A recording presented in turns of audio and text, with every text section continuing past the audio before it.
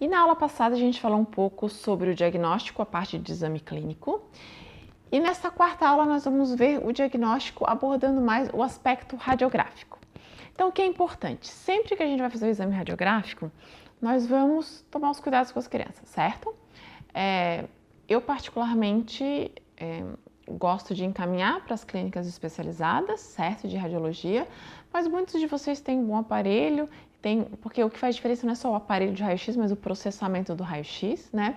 Fazem nos seus consultórios. Isso não tem problema, né? Sempre lembrando do colete de chumbo, vocês sabem melhor do que eu, o protetor de tireoide dessas crianças e um bom processamento de radiografia, né? Isso é muito importante. Então, eu já abordei algumas dificuldades que a gente tem, principalmente de visualizar ápice na radiografia, e se eu tenho essa dificuldade ainda somado a uma radiografia de má qualidade, vai dificultar, certo? Então, eu preciso ter uma radiografia de boa qualidade. Outra coisa, para a radiografia inicial, eu sempre uso o posicionador, tá? O posicionador é a única manobra que a gente tem para uma tentativa de padronizar, e ainda às vezes a gente tem um pouco de dificuldade. E você, Mariane, mas criança muito pequenininha. Olha, gente, eu já fotografei criança de 2 anos, né, 2 anos e meio, dente posterior com posicionador. A todas? Não dá, mas é que a maioria das vezes a gente já começa nem tentando, né? Então, sugiro, tenham os posicionadores e tentem fazer com posicionador. Se vocês mandarem para a clínica radiológica, escrevam. A gente tem, né, vários, não sei se vocês têm no consultório, a requisição de várias clínicas, a gente só tem que preencher qual é o dente. E geralmente eu costumo escrever assim, ó, usar posicionador. E pego uma caneta marca-texto e grifo.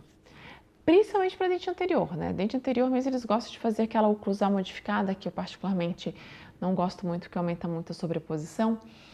Mas o posterior também. E Mariane, mas assim, a criança não consegue morder, a mãe tem que segurar. É mais fácil para a mãe também segurar o posicionador do que a mãe segurar o filme.